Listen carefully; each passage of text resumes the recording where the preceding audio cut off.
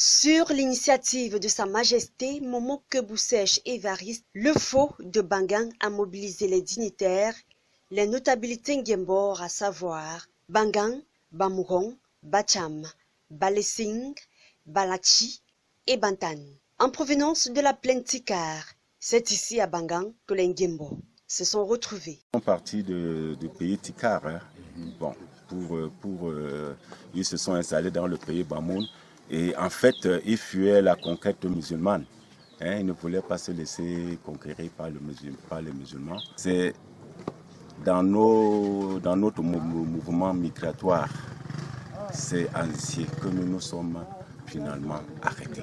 Regrouper tout le peuple yemban entier, c'est les amener à revivre, à reconnaître leurs sources. Les peuples yemban ont une source qui est Nsié. Nsié signifie en réalité le commencement.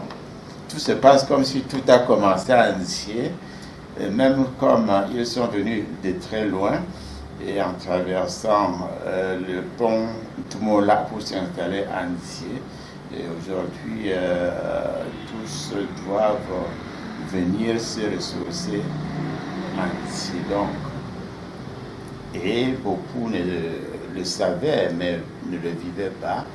Aucun peuple ne peut se développer avec la culture des autres. Le peuple Nguembor, en particulier les Bangang, retourne à la source et renoue avec sa tradition. Sur l'ère de renaissance culturelle prônée par son roi depuis son intronisation, il est accompagné dans cet élan par ses fils et filles. Pendant une semaine, les notabilités et les hommes valides Nguembor ont relooké l'ouvrage de franchissement Tumla conformément à leur tradition. Chaque année. Mais cette année, j'ai plutôt apporté une innovation à ce que nous avons coutume de faire. Parce que chaque année, au mois de juillet, le deuxième météancé, parce que notre calendrier traditionnel n'est pas comme le calendrier romain que nous utilisons au Cameroun. C'est une semaine de 8 jours. Le seul jour indiqué, c'est météancé. On attache le pont, parce qu'il y a un pont que nos aïeux avaient construit pour s'installer sur les terres. Cette terre est créée Bangang.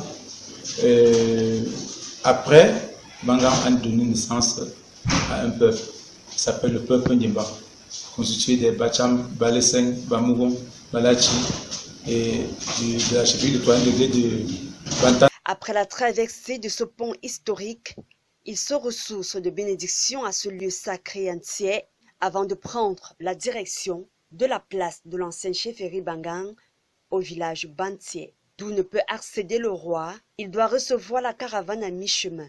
Escortés jusqu'à la place de l'actuelle chefferie, les dignitaires, depuis la forêt sacrée, donnent le message du roi avant de procéder au partage de la viande sacrée attachée dans des petits paquets. Place maintenant au rituel de purification, question d'éloigner les malédictions du village et d'invoquer les dieux pour plus de bonheur. Avec la cérémonie d'aujourd'hui, le chef, Sa Majesté le roi des Bangang, doit donner sa bénédiction et la purification à tous les fils Nguemban.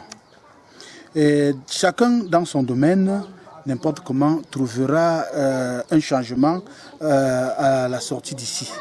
Parce que ce que le chef va nous donner vient de la forêt sacrée. Et vous savez, il est le 19e roi des Bangang. Et cette bénédiction, je peux vous dire qu'elle est celle de tous les 19 rois qui ont déjà été sur le trône. J'ai procédé à une cérémonie de purification.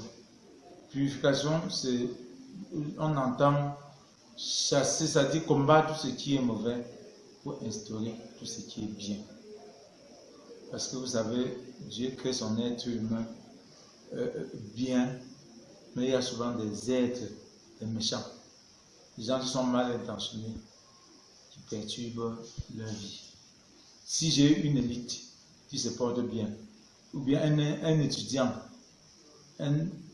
une forte personnalité. Et dire qu'un malfaiteur ou bien un sorcier porte atteinte à sa vie, c'est freiner, apporter un frein au développement de Banga. C'est la fête. Le roi esquisse des pas de danse avec sa population. Le rendez-vous est donné pour l'année prochaine.